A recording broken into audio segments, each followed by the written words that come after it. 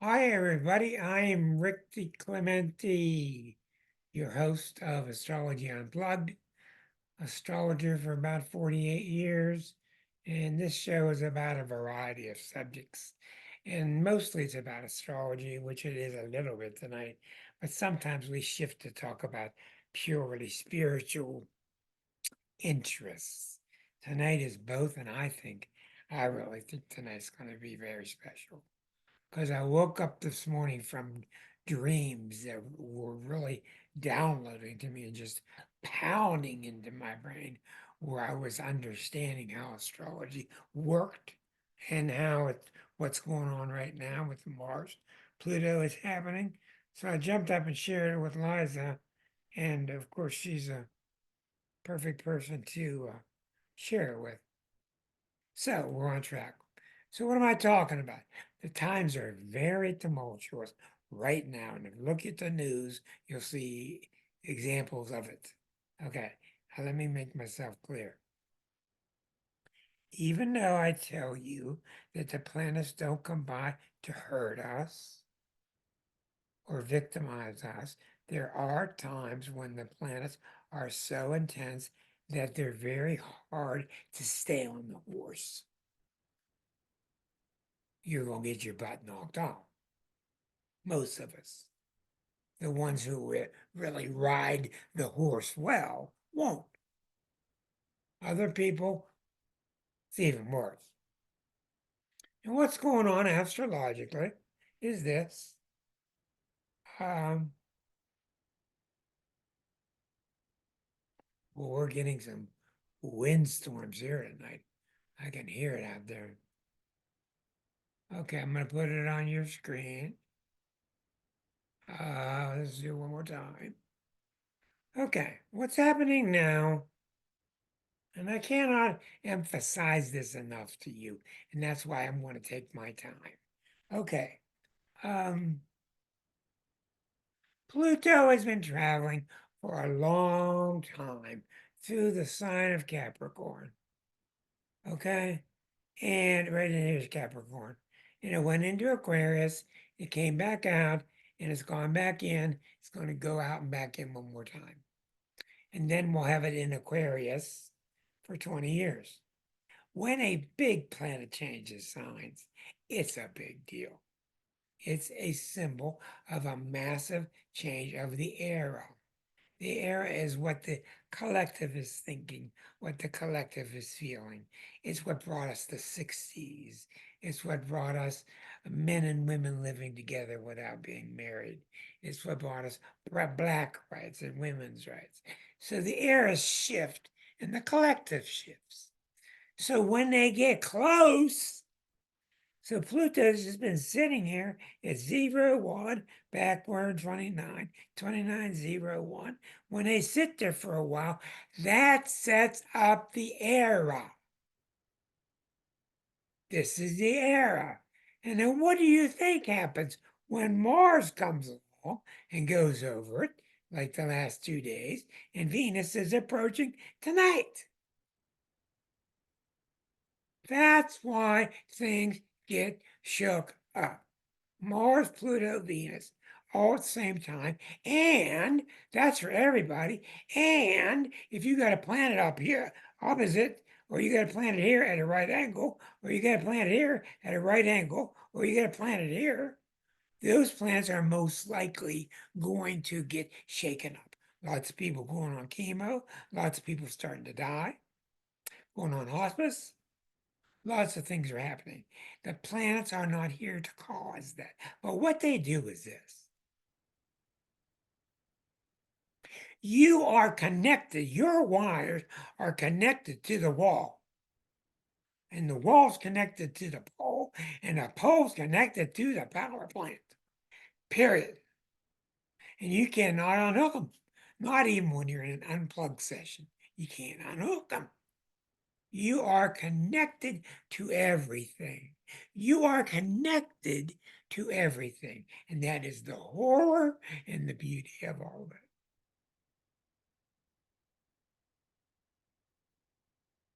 We cry that we want this connection. Then when we get the connection, it scares the hell out of us. Oh, we're so lonely. So we get connected. Anyhow, the fact is we're connected. And when certain planets affect the collective, like Pluto, it's heavier. Other planets are lighter, like Jupiter, like Uranus. They have different moods, different energies. But you are connected to these energies. That's why I got shoved this morning. I got shoved. One of my biggest realizations about astrology my whole life was I was walking through my apartment one day and something just knocked me over. And I realized after a while what it was. It was a major realization of what the planets were doing, and these things are powerful.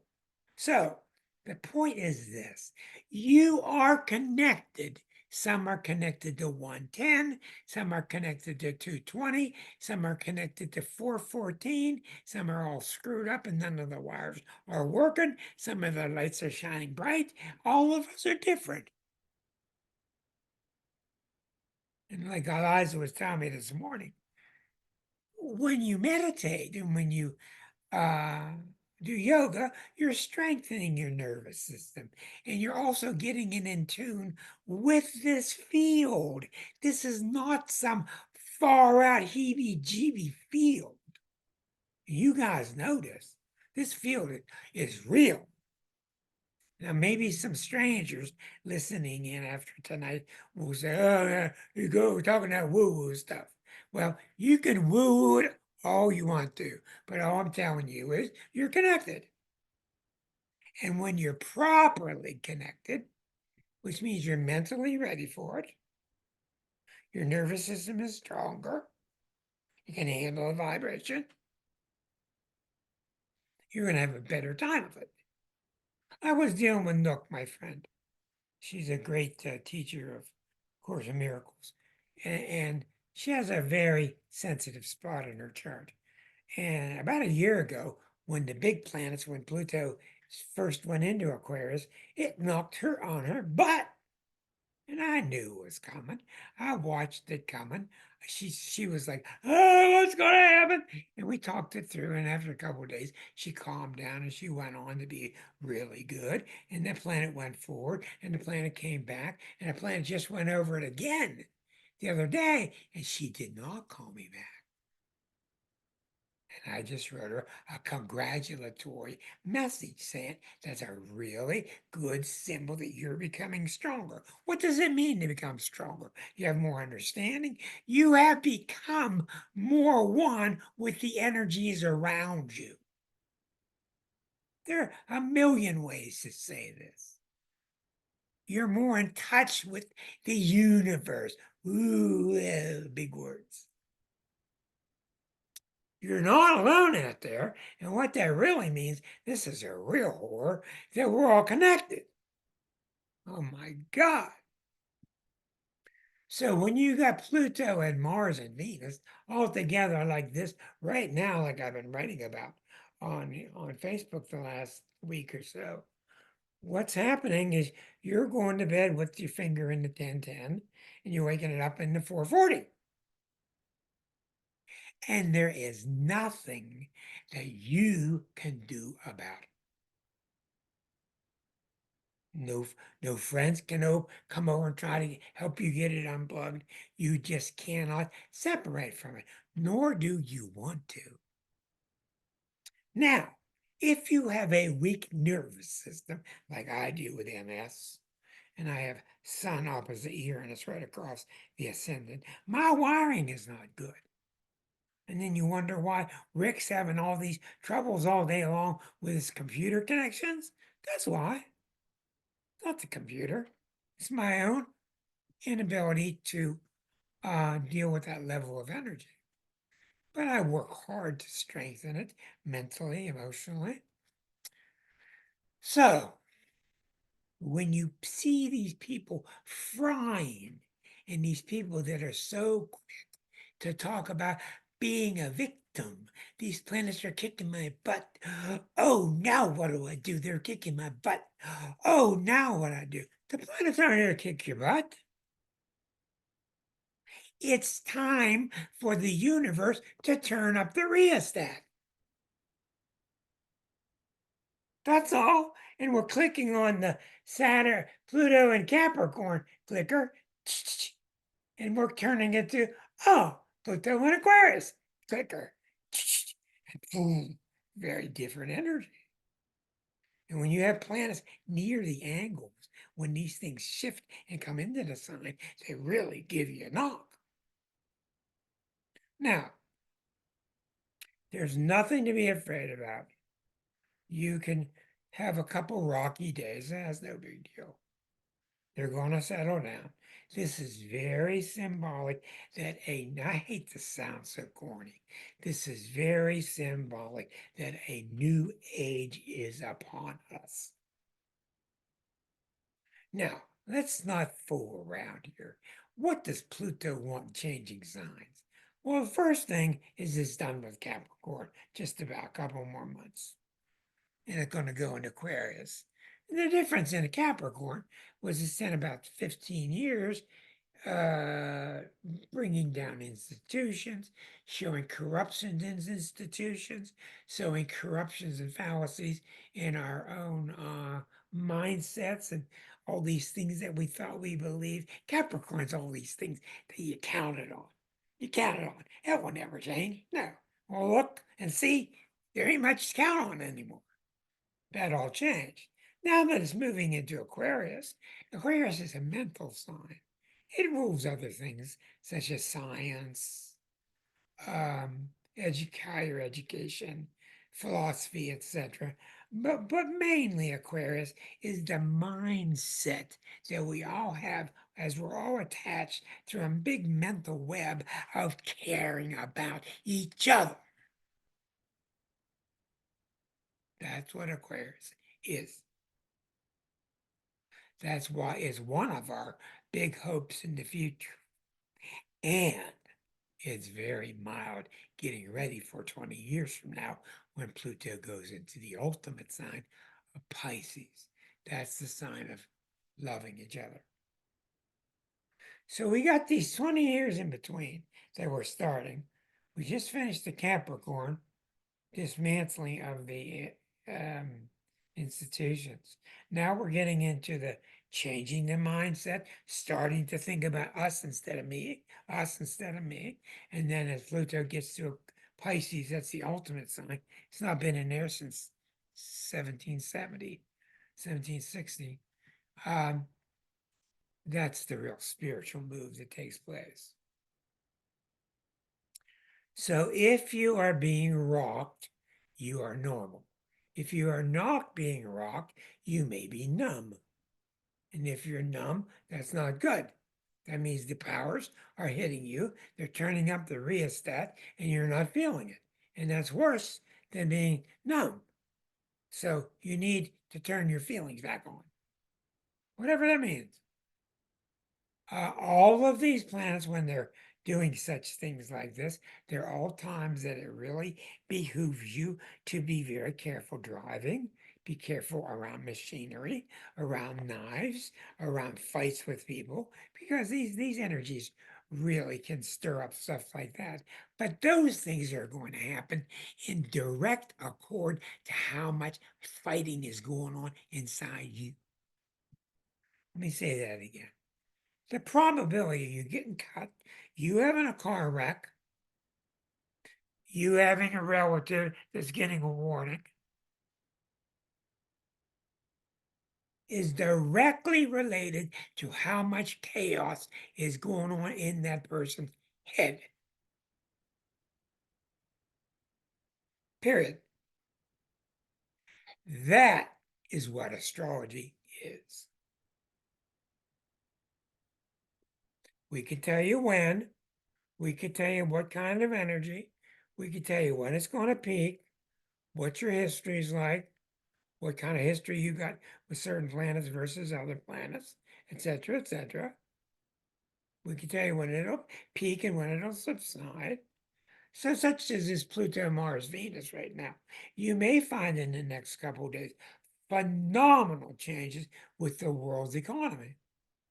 Let's go over Venus. Venus and Pluto are joining.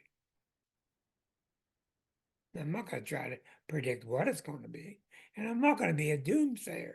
But what I am saying is to you, you are in your power now. You have become accustomed to 110 or 107, and now you got to get accustomed to 440 and greater. And what does that mean? The collective knows, and I don't have to ask you, the collective is the same thing as giving you all a survey and producing the results. Uh, do you think we all need to step up more? Yeah. Do you all know why we have to step up more? Yeah. Are you real tired of what's going on in Israel and Palestine? Yeah. Do you want something done about it? Yeah. Are you sick of guns in the middle of parades? Yeah. And what's going to change that is us with our power stepping up. Now, you have to also take into account we're a Cancerian country and we don't like trouble and etc. You got to take the rest of the charts, um, nature in your studies and put it all together. But largely what's happening is we're preparing ourselves for a 20-year run now where things are going to get tougher and we're going to get stronger. And if you don't get stronger, Pluto is going to move you out of the way. He said very nicely. That's what Pluto does. Pluto is a real pro-evolution planet. He's here for you to evolve. And when you evolve, he gets behind you like a strong wind and makes you go far. Maybe a little rocky. And when you try to fight it, your kite gets all bangled up. So there's nothing to worry about. Only thing you have to worry about is getting in touch with the inner self. Your inner self is telling you these things.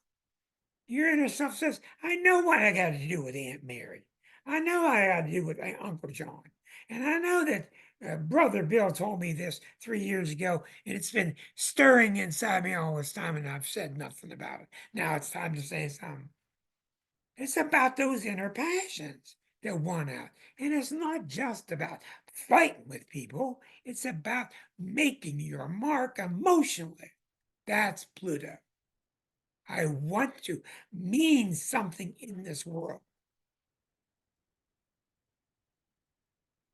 And if you can't see this now, then we need to send you for optometry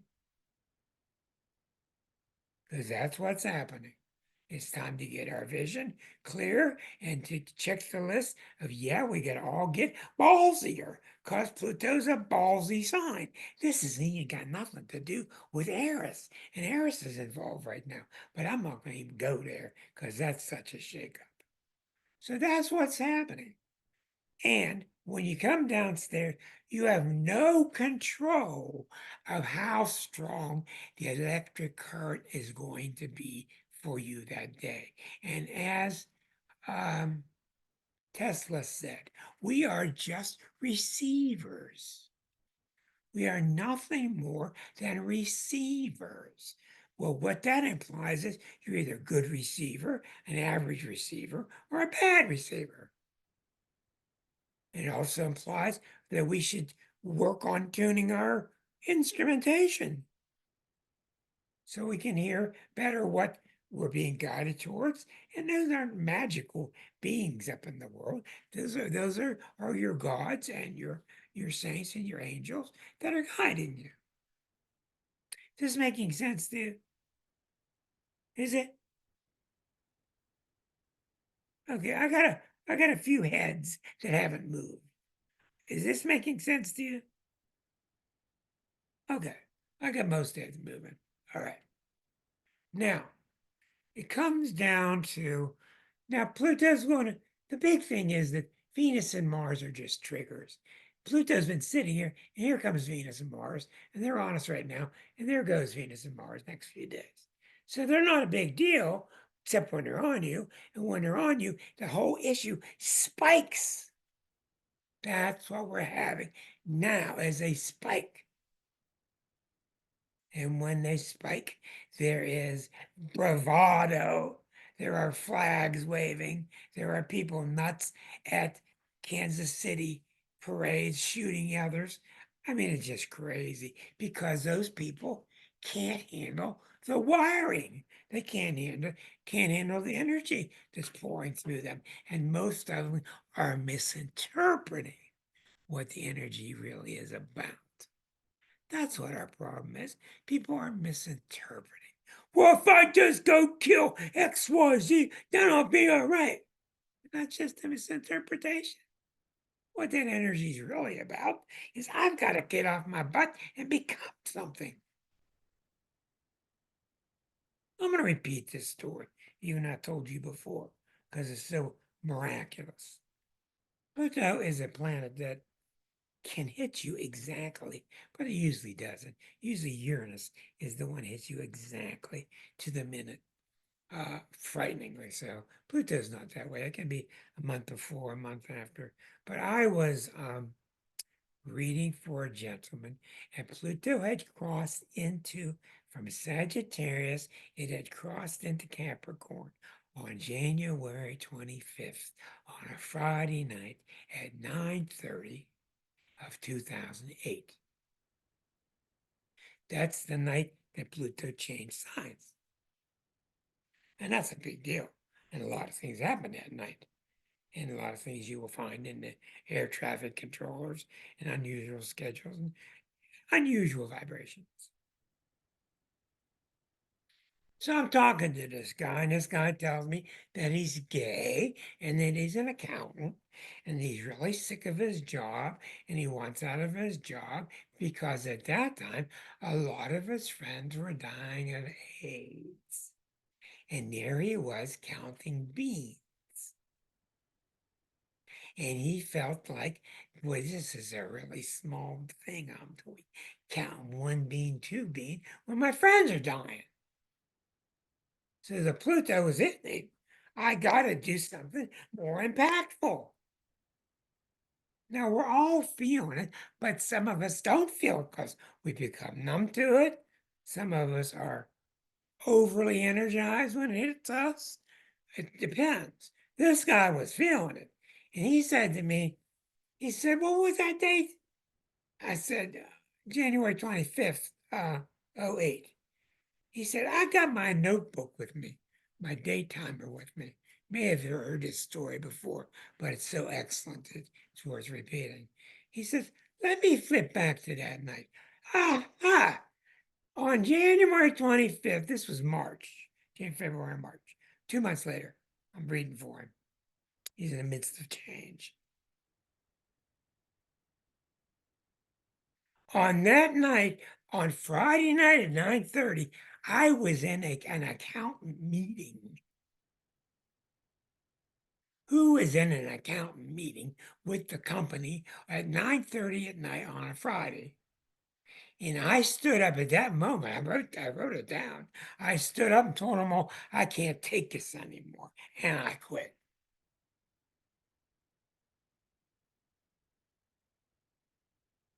What he quit? He couldn't take it anymore. What is it he couldn't take? The pressures of accounting? No. The meaningless life? Yes. In his mind. And I quit and I didn't look back and I went to Pitt and I became a physician's assistant and I started specializing in aiding people with AIDS. There's a guy who the river came by and beat the hell out of him till he got in flow with it. Then he sailed a long time and I never had touch with him anymore. I didn't need to talk to him anymore because he already did the hard part. And I was really proud of him and very happy for him.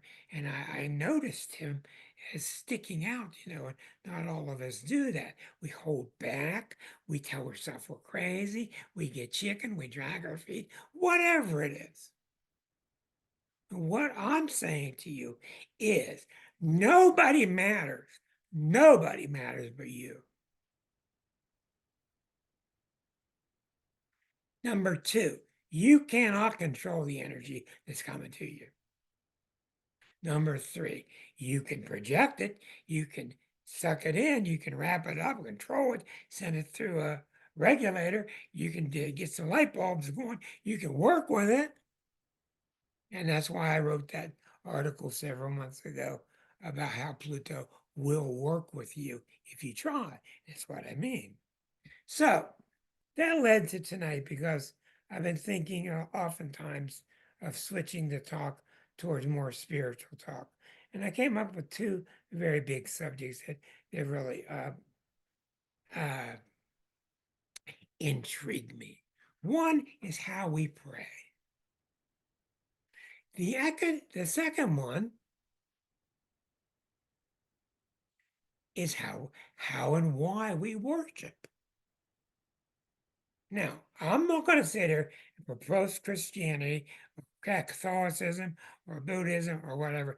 That's up to you. I'm not here to shove the Course in Miracles down your throat. I'm here to talk about what our options are, to talk about my observations and your observations about how things have been and what I think about them and how you think about them. And what you're going to see if you stay tuned tonight, you're going to see how a lot of our problems are from how we pray. In other words, one of the reasons that our prayer is off is because we got a false image of what's going on. We all think Dad's up there in some big chair and he's going to whoop our butt. That's what we think. Not all of us. He's going to whoop our butt if we misbehave. And boy, that's one of the biggest problems in the world. There's nobody up there who's going to whip your butt. Now, when you're little, maybe you get your butt whipped. Makes sense. And we project that he's going to be angry with us. How many times you hear this? God's going to be angry with you. Oh, but will God forgive you? We have no idea. We have no idea, but we project it onto him. You know why? Because we are so important. That's why. We're just so damn important that surely he didn't miss that little mistake I made. He's going to get me two swats for that one. Because we just got in our mind that we're so important. But the point of all this is we don't have a realistic view of man and God. And I'm not talking about uh, Presbyterianism, Zoroastrianism, or whatever it's called. What I'm talking about is I unfortunately was raised a Catholic, in my opinion, and I can remember most of my youth sitting in the pew, sit down, stand up, kneel.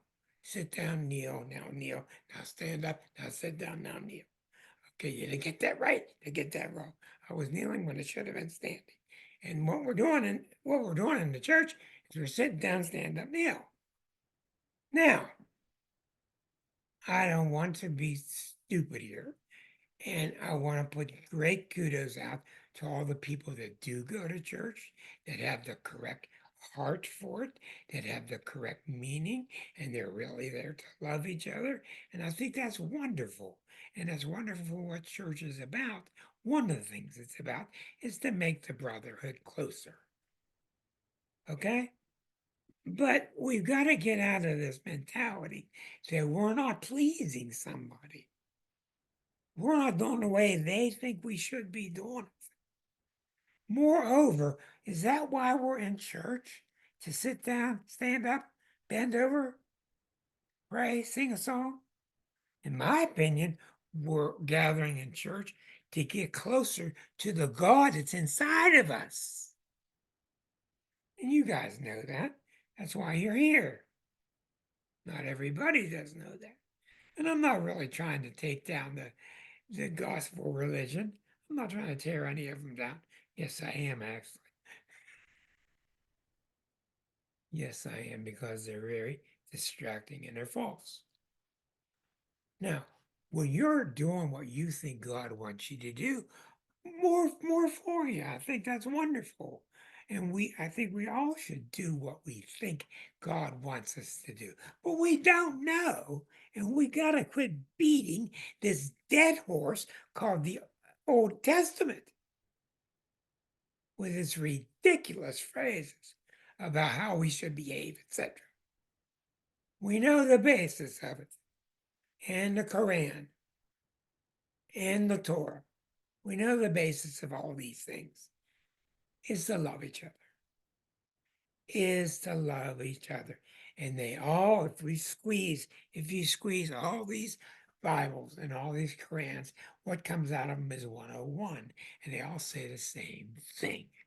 They all say the same thing in 101. I don't even have to tell you what 101 is. All I can do is ask you, are you seeing the results of 101? No. Are you seeing them in Israel? Are you seeing them with the babies crying? That's the point. So we're going to continue basing our society on a false relationship of what we think God is and what we think we are. Well, they're connected how? They're connected by what we think is prayer. And when you really give a lot of thought to prayer, what most prayer is begging. What most prayer is begging. You give my team 7 points, I'll work extra work. I'm gonna give begging, put some food on my table, and I won't go out dancing so much. We make these deals with with some idiot up there that we think cares about all these little things that we do because we think we're so important.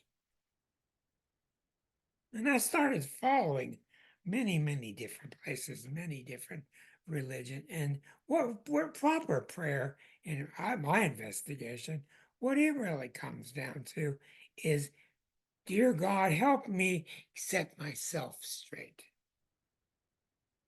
Help me get myself aligned. And God keeps telling us in all these languages that He's going to help or she's going to help. And we got a lot of proof that he or she does.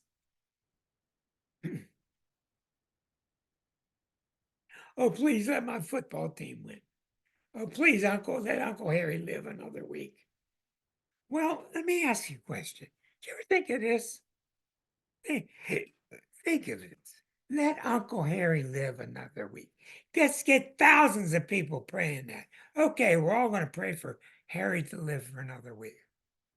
Well, what do you think God would do if you didn't ask him?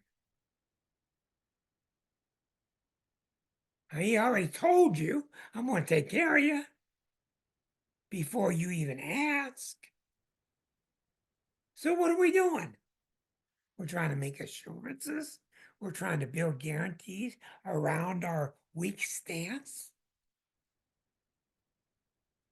So some of the Course in Miracles, the prayer there is um, asking God or the Holy Spirit to help you remove your blockages, help you, and we know in the Course in Miracles it's based on this, and we know that the Bible is based on the Holy Spirit's promises. Help me get my blockages out of the way so that I can what? So that I can see the true God that's in me. Now, in my opinion, that's what real prayer is.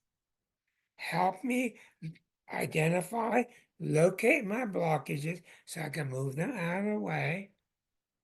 And the light comes in, the rushing waters come in, the grace comes in. Not a prayer of, oh, let Uncle Bill live for another week. Result oriented. It's not what it's about. So the second thing, and we're going to get to you and all your comments here shortly, because I want to hear all the things you say. The second thing that is on my mind, I hear all these shows. Hey, they're a good family. They go to church.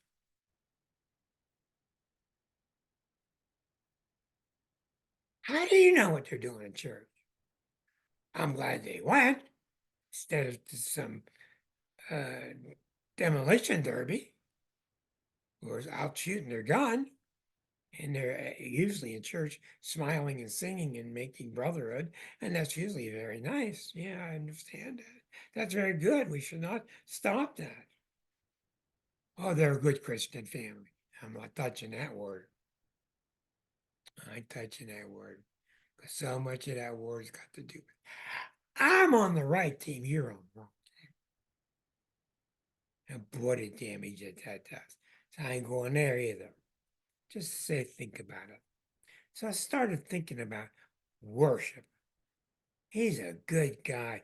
His family worships down at the Methodist church down on the corner. Okay. What are you doing when you're worshiping? What are you doing? You're telling God how great he is. Well, since he is everything, I think he probably already knows. So what are you doing? Trying to get in his favor so you won't get your butt whipped? Yeah, that's what you're doing. Everything we're doing is trying to get in the favor so we don't get our butt whipped too hard. Because we're sure Dad's going to eventually come down the steps and beat our butt. You can use whatever phrases you like. Pardon me, but mine do get somewhat graphic. Why am I worshiping a great being and telling him how great he is when he already is everything? By definition, if you are everything, there's nothing that you lack. Nothing. So why am I doing it? Again, we do it for us. We think we're worshiping them, but we do it for us to feel better. Nothing wrong with that. We're doing it for us to feel more aligned and to feel like we're expressing gratitude. And it's really a good thing to do to express gratitude, etc., etc. What are we doing? What are we doing to worship ourselves?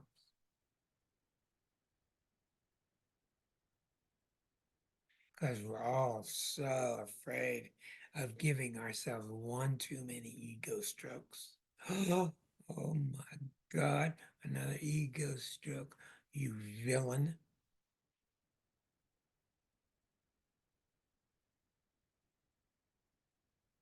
You know what it's like when you look around and you see people or a friend who's always beating themselves up?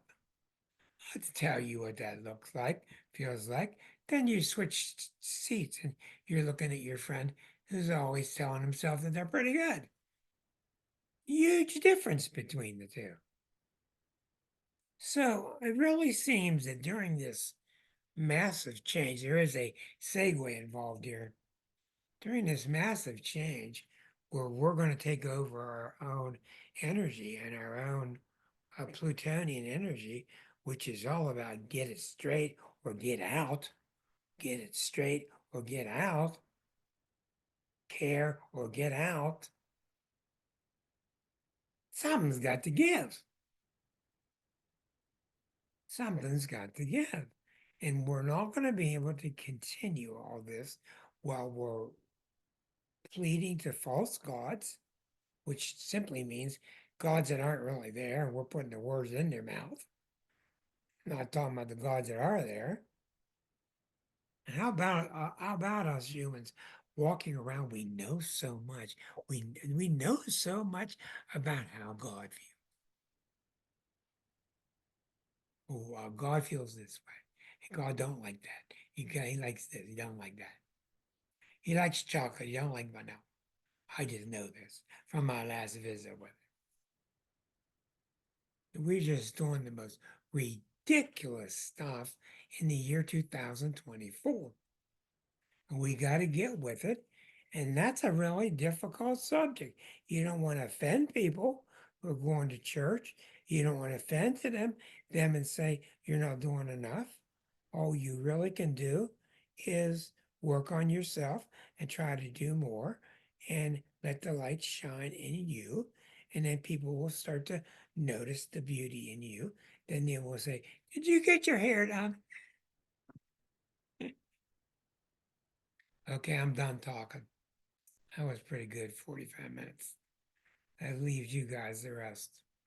So that's what I want to hear from you. I'm not saying I'm right, but I'm saying that I think the Course in Miracles and the Course of Love and a lot of other courses that are coming out and a lot of true Buddhist practices are getting more streamlined. They're getting to see what's really there. They're seeing properly. We're not putting ourselves down. We're not putting God up here. We're just a peon down here, which leads to so much self-hatred and guilt. These are big issues. Your thoughts. Number one, go ahead, Rick. Rick's a natural. We definitely need to go ahead and reevaluate the messages that we ascribe to God and get our own heads out of the road, because God is not doing most of what he's accused of Right. or attributed with, because the good stuff isn't always because of God either. Right. So, Yeah. Claudia,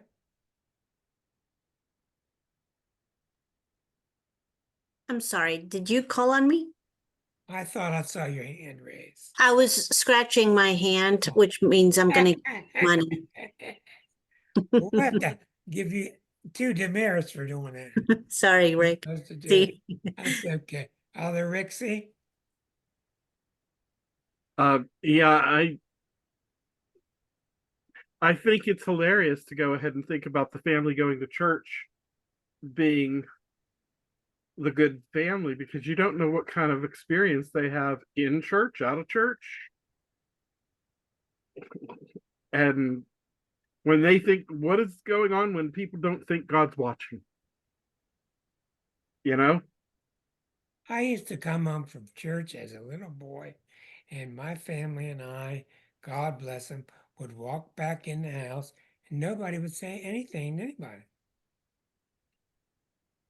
And I knew they cared about each other, but I just kind of felt like, well, we just had a rather major social event. We should give it a couple of sentences or say something. Yeah. So, that's one. Yes, go ahead, Erica. Well, to piggyback off of what you said about how people like religions are starting to streamline it, I was thinking about the polarity between that and the people that are holding on with their all 10 fingers and their toes and their teeth to the dogmatic authoritarian is this way. And then I was also thinking, after what Rick said about focusing on what God is saying. I saw this scene recently in True Detective Night Country, and police officer was asking her friend, who is very depressed, who's like, what do you do when you're bored? And she said, I pray. He laughed at her. She says, what? You're down on your knees praying? And she said, no, I listen. Well, and that's I not thought, prayer. it's like, That's not that is prayer. very cool. That's exactly opposite. She's like tuning in. Exactly. That's the praying, it's the listening, not the sitting That's there and what pleading and that's what begging. Tesla was talking about. That's what he was talking about. If Tesla turns around and tells me the secret of the universe, I'm going to shut up and listen. I just got a feeling that he knew an awful lot, which he did. You're exactly right. Listening. And now what's the difference between listening and meditating? Mm. Very close. A Breathing. lot of times you'll see Christians say praying is that laundry list that you're giving to God, and the meditation is being quiet and listening. Mhm. Oh boy, we got our hands full. Mhm. Y'all, we got our hands full. I Marcia, remember a few months ago, I was praying, and I started praying, and I stopped myself because I was like, Claudia, God, you don't think God already know? God already that's knows. right. That's right. I felt like a child asking for Yeah. like a cookie or something, and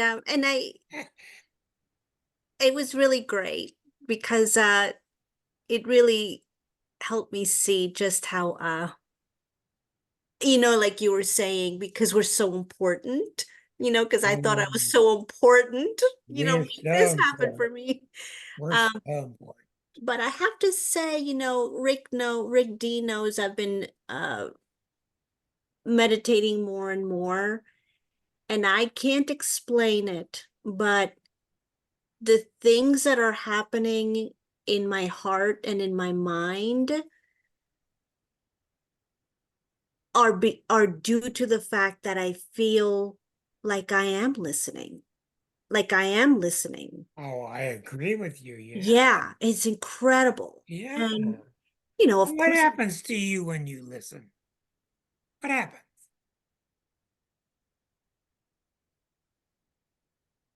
Think I about it. feel um I feel affirmed and also guided, and this human side of me goes, everything's gonna be okay.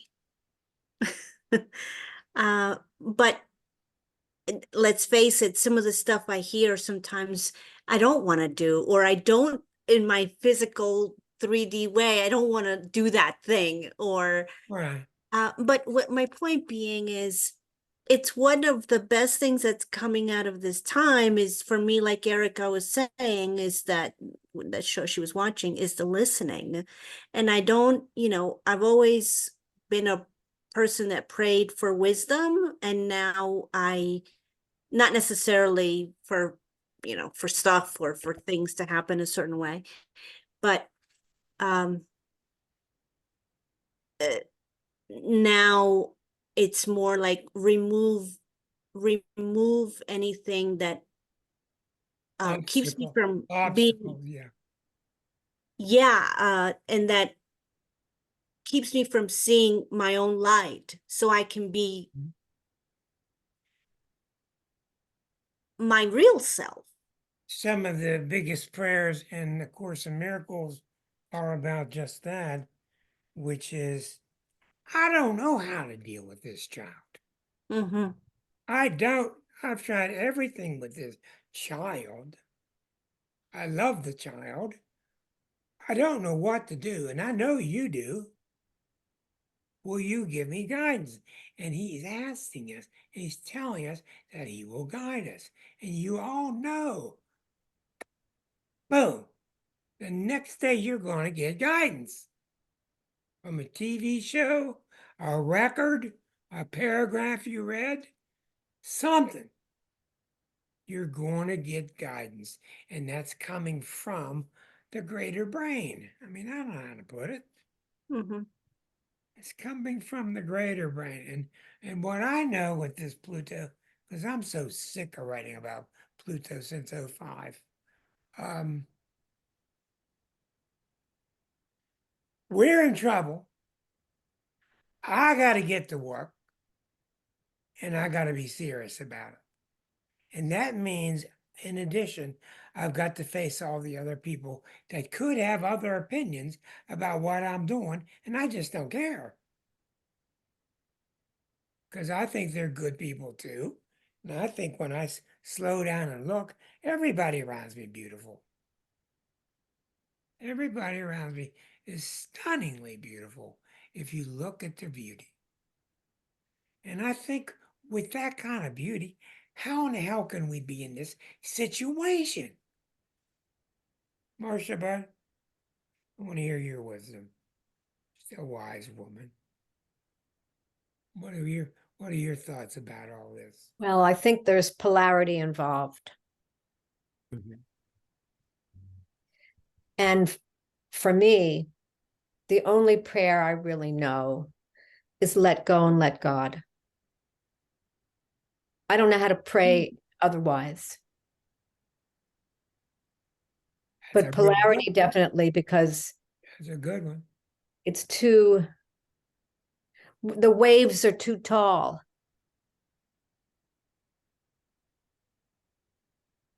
And they're too ferocious. They're really big. And there's just not a balance, and maybe with this transition that will start to happen. But it's still, the waves are still too tall. The waves are really big. What do you do with those great big waves, Jane? I've found, and I think I've talked about this before, but I've found that how I deal with that, it is, if it's prayer or even if it's listening, it's to do with seeing God as love. And I can't see love as a judge. I can only see love as love. So, and that's, I grew up in full-on fundamentalist Christian family, and it's been absolutely beautiful to come to this point in my life where, yes, I still judge me, yes, I still judge others, but I don't feel judged by God. I feel loved. And of course there's time, it's just really tough times, and I know, Claudia, I mentioned it before. Remember when I do this thing where it's called spirit writing or whatever, but it's letters from love. And I write myself a letter from love, not every day, but it's like really from Holy Spirit. In my head, I think of that and love, and ask the question, what would you have me know today? And it just comes out on the page. And one recently was, I was giving myself such a hard time about something. And what came out was something about how beautiful my cracks are and to make sure I let the light come in through the cracks. And we were just talking about that. Oh, I've got tingles thinking about it. And honestly, life hasn't necessarily been easy lately. But I continue to, in prayers that pop up daily through the day, when I'm just aware of saying thank you. And if someone says to me, please pray for my, father or whatever, I've learned to say, thank you, God, for healing this person. Thank you for looking after the doctors and nurses that are working, and not necessarily say, please, because it's like we were saying, God already knows. Love already knows. And so it's this beautiful, yeah. And it's funny, I'm listening to myself say all this and thinking, it's really messed up, in a sense, time for me, but I know I'm in this beautiful, open, I have to learn, I have to gain more love of me. And can I tell you what I did on Valentine's Day? I bought myself flowers and I put the picture of them on Facebook, and I put at the top little bits of piano, musical notes, and I put, I can buy myself flowers, and so that Miley Cyrus song. And then I just said, what did I say? Here's to loving ourselves. And anyway, that's just my bit at the Jane, moment. So Jane, what is it like? What is it like? What happens in your day when you're having a bad day? In the reverse. What in happens the and what happens in your well, day so when it's going well? What's when the I'm difference? having What's the difference? the difference is it's like what Marcia said. My thing that comes into my head now is let go and let God. Now it doesn't always come, but if I'm holding it, if I'm holding that pain or the, and not letting it go, it's just it sticks with you. But as soon as you go, actually, I'm allowed to feel. I'm allowed to feel this pain and not give myself a hard time about it.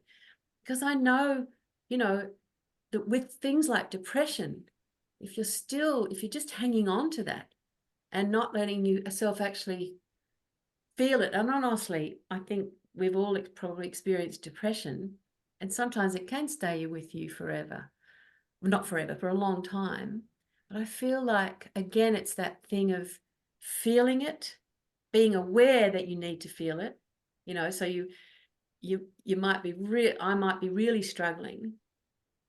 And as soon as I'm more aware and go, okay, actually just stop and just be there with it. And there's so much more love in that because there's so many layers of us and there's so many Janes that have had whatever it is that have happened to me. And I'm even more aware, thank you, love, thank you, God, of those little ones in me that are crying out. And often it's them that are really struggling, and you're the one going, oh no, I'm fine, I'm tough, I can Kind of get shocking through. when you look at all the trouble in the world and then you look around and see so many neat people. Well, can't we do something? Kind of Yes, shocking. Thank you, Jane. That was really, really good. I want to hear thank you. from everybody. Thank you. Susan, I want to hear what's on your mind. You always have really great ideas. What are your thoughts about these issues? You are muted. I think I may have shared with you some years ago that I had a period of real spiritual crisis around the time I began my study of mediumship. And I wanted to know for sure that there is a God and not something I'm imagining. And I wanted to know that there is life beyond this or that there isn't. I just wanted to know. And one weekend, as I was driving to go do some coursework, I did 2 years at Lilydale in a program called Fellowship of the Spirit. And I really was sobbing at the steering wheel. I am not an emotional person. I think you've known me a long time. I'm not emotional, but it just was pouring out of me. And I demanded to know, give me a sign. If you exist, give me a sign. And there was a honking horn. I'm on the freeway. And I turn my head and look, and there's an 18-wheeler going the other way, and it says G-O-D along the side of it. That was a sign. My God has a sense of humor. That was a big sign. My number one prayer, I try not to beg. My number one prayer is to tune in and feel the presence. And teeny tiny little micro bursts of it from time to time, I think come through as a blessing. It's a gift, and I'm grateful for every gift. Boy, that says it pretty well. I love your sign. Did you get a photograph? Well, I was doing 80 one way, and they were doing 80 We don't want a photograph. no. That's really terrific. Kathy, let's hear from you. What are your thoughts?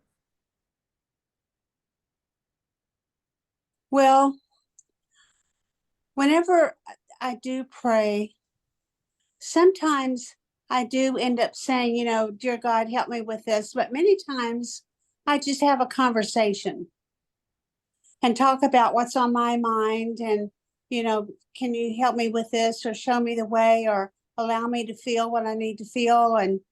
And just, like I said, I just have a conversation. And when I do that, then it's like that knot that you get in your stomach of not knowing what to do. It's like pretty soon that just starts easing off. And many times I don't even remember what it was that I was so concerned with. It's like gone and I just move on. So I find that again, when I say, dear God, help me with this, et cetera, and it's more of a conversation and little realizations start popping in as I do that. So, and basically, when I'm praying to God, I'm praying to myself. I'm not praying to someone out there. Because the answers are not out there, they're within me. So that's just the word that I use to make that connection with that. Very good. Very, very good. Thank you very much. Let's ask Renate, what's on your mind, dear? What are your thoughts? I have every morning about the same prayers, and it's all the same. I ask for guidance and that I'm out of the way. And the other thing is, during the day, I constantly do forgiveness work about my judging around. Whenever I caught myself judging people or anything, I have a prayer, forgiveness prayer from Nuke Sanchez. Yes. And I have that all during the whole day. It's going on. Sometimes I forgot it, but when I'm too engaged in something, but normally I do. And I don't ask for everything special. But when I go somewhere, like yesterday, I had to make a call to Service Canada about something. And I just asked Holy Spirit to speak through me, because I very easily get impatient with the people and get the wrong tone. So I always asked for guidance. And that is very unusual for me, because I have been raised and lived my first 65 years in northern Germany, in Hamburg, and we are not at all into all that kind. I never read the Bible, and when I came here to Canada, the people talk about Jesus and stuff. And even when I was in Mexico, the Americans, oh my God, they are already all into that. For me, that was completely new. They're into what? Into all this Jesus, praying to God. I have never been into that. But through the Course of Miracles, now I came. Even I don't make the Course of Miracles to my Bible. I still pick the stuff I feel are suitable for me to do out of it. And that is the forgiveness work and the ask for guidance. So that's my thing about it. And still sometimes I see I don't do the guidance. I want my own will, but I'm aware of that. That sounds like very wise. Very good. Thank you very much. And that leaves us with Linda, and I'm getting her unmuted and getting your thoughts on prayer and on dedication. I think that I say, I kind of do a variety of a type of prayer and meditation, and it ebbs and flows. Like Leonard Cohen says, sometimes I forget to pray for the angels and the angels forget to pray for me. But I don't know if that's really true. And somebody mentioned the thank you. I have affirmations, and one of them is a Rumi quote, and it's if you just say one prayer a day, let it be thank you.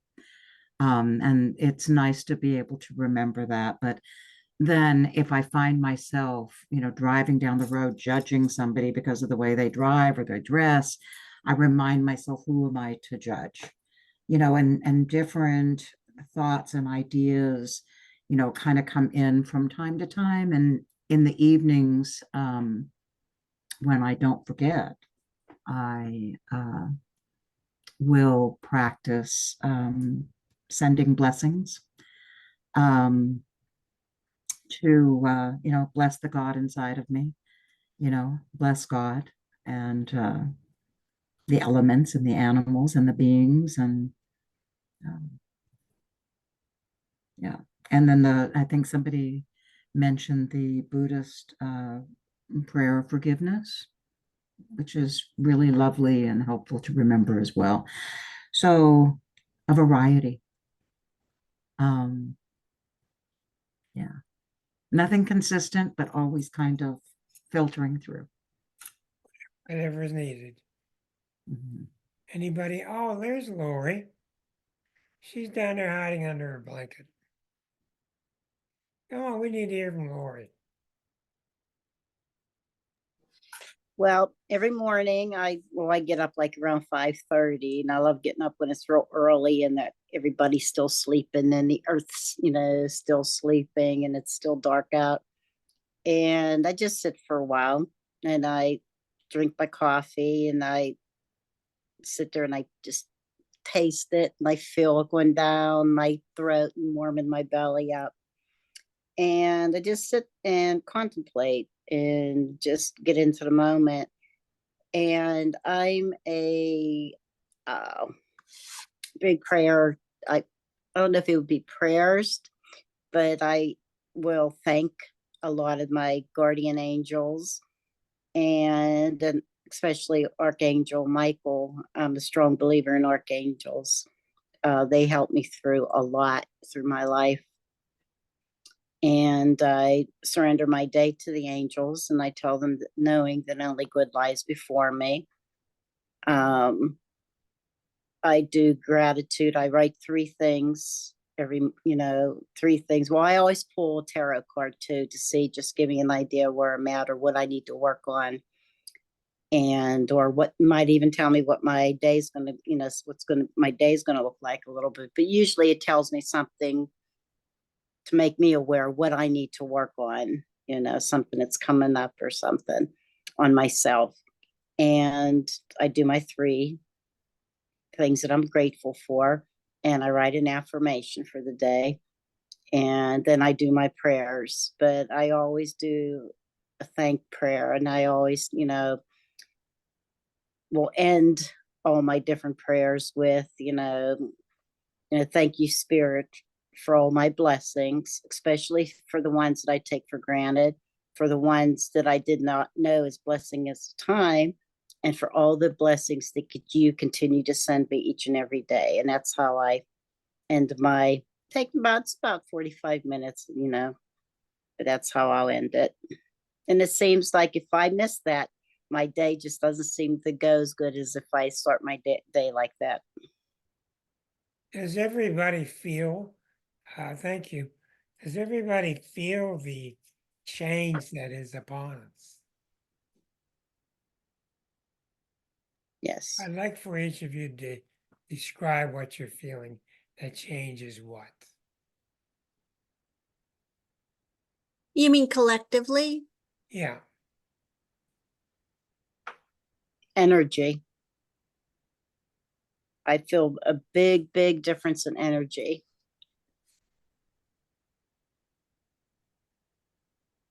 What are you feeling?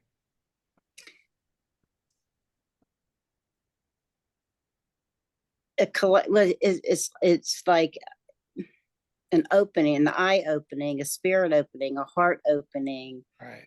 chakras opening, everything. It's just an opening, and it's the energy is really high now. That's exactly what I'm feeling. Claudia. Yeah, I started feeling this a couple of weeks past ago. And I don't know how to put it into words. Lori came close, but whatever the last, I don't know, 10, 20 years have been, I started to feel like it's like we're in this little, I don't want to say birth canal, because I don't think this is it. And I think it's like a point of, that was then. Now the times are changing now, and they are going to be, by 2030, I think we're going to see a very different country, a different world. But the energy feels quicker. It feels like anything goes. I feel like the people that are like the people in this group,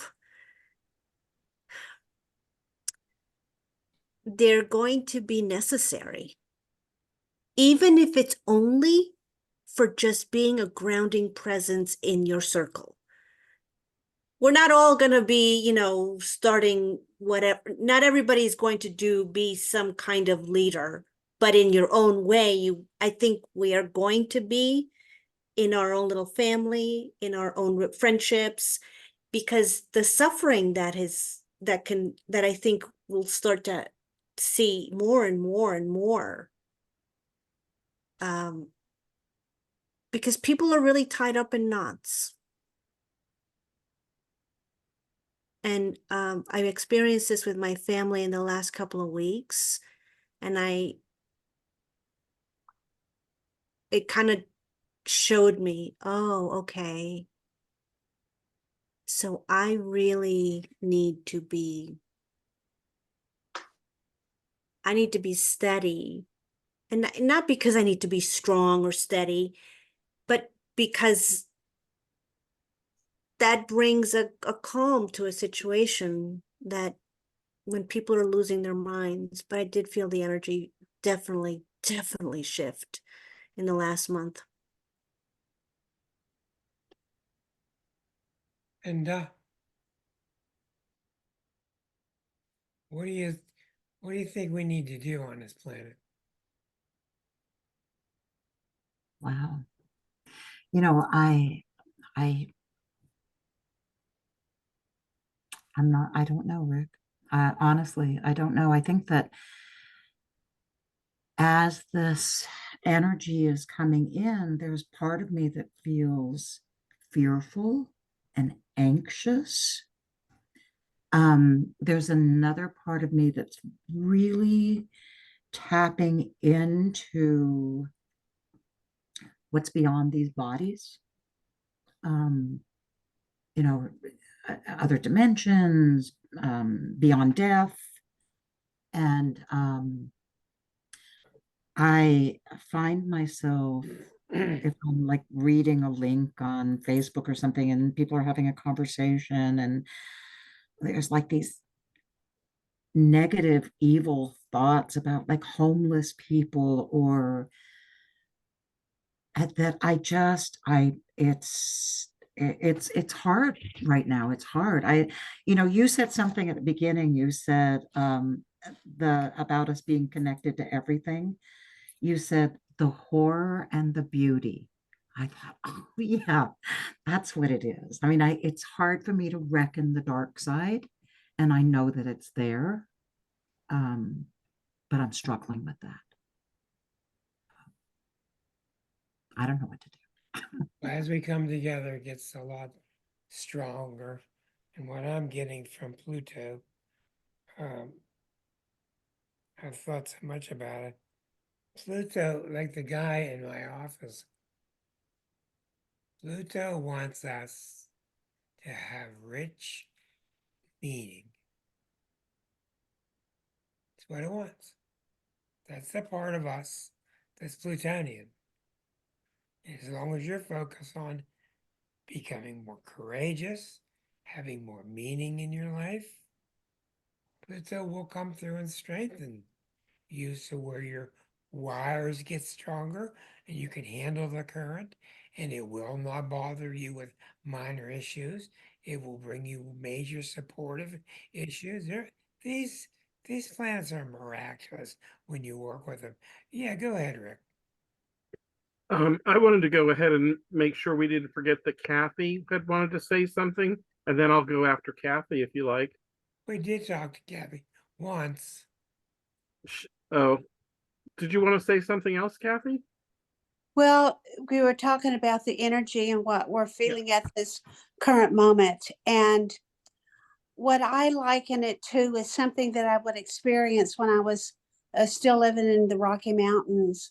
And it was like at the change of the season from summer to winter, and then from winter into spring, there was like this tension that would be in the air, like waiting for that first snowfall to happen. And then it was like the energy just kind of subsided and relaxed as it moved into the next season. And then in the springtime, you could feel the tension of waiting for that first rainfall that would have a spring rainfall that would happen and just kind of cleanse the air, clean off the trees, wash the snow away. And then there was the movement into the next season. And that's almost what I'm feeling here. There's like a tension in the air, and it's like waiting for something. I don't know what that something is, but that's what I'm feeling. It's like there's an expectation of something is going to happen. Don't know what it is, but that's the feeling that I've been having with this. As we approach an election season. Oh boy. So, almost a year ago, Rick, we were planning to discuss Pluto entering Aquarius for the first time. And I recall when we talk about the energy now, I feel like one of the things that I said back then was that I believe we are going to see a polarity of people because of all the Aries and Taurus planets. People being in their heads, people trying to find their voices. It was going to be dependent on where you are in your spiritual path, what type of life you are going to live. If you're conscious and you're trying to recognize your spiritual journey, I think it's going to be a whole lot easier.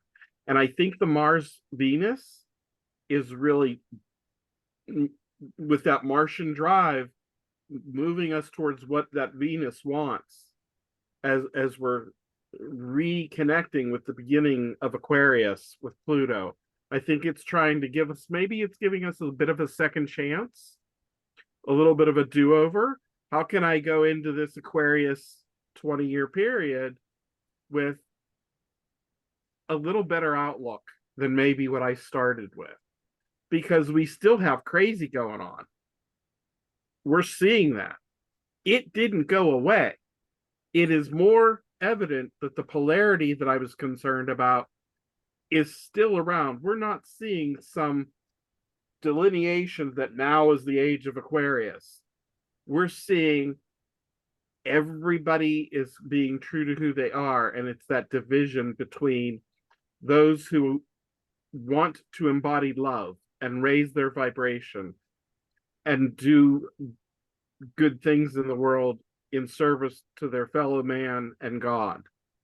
And then there are those who serve themselves and ego. So I think that and the animal nature, that's more of what I'm seeing as far as the personal planets affecting the spiritual urge of Pluto to transform. It's calling us forward. That's why I was focused tonight on these church issues, because I think we got these existing churches and we got a lot of people going there for really good reasons.